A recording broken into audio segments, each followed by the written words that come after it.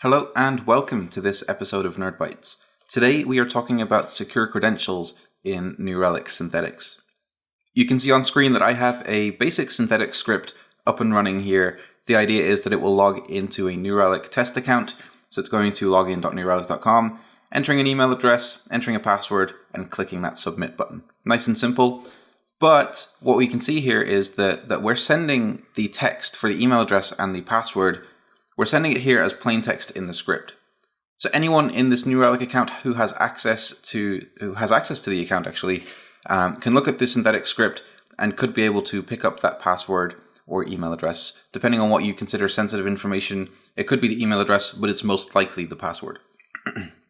So we want a way of passing in text without anyone else being able to see what that text is, especially here for this password. Now the way we can do that is with secure credentials.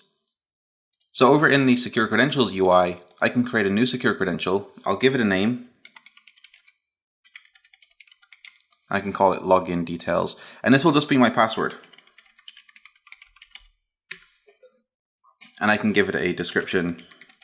Let's call it NR password and save. Nice and simple. Created a secure credential. Nobody else can see that. Nobody else can access it.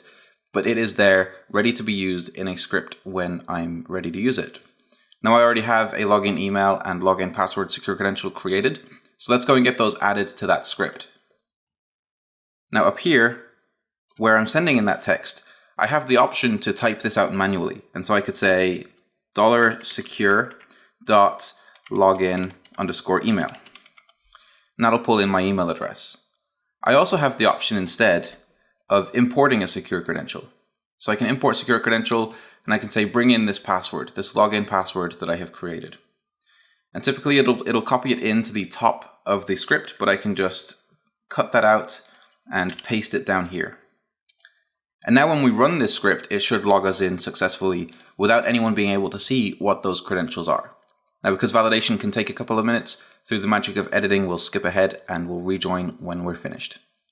Okay, we are back and that check has completed successfully. You can see in the screenshot here, it is a little bit small, but you can see in that screenshot that we have successfully logged into this New Relic account.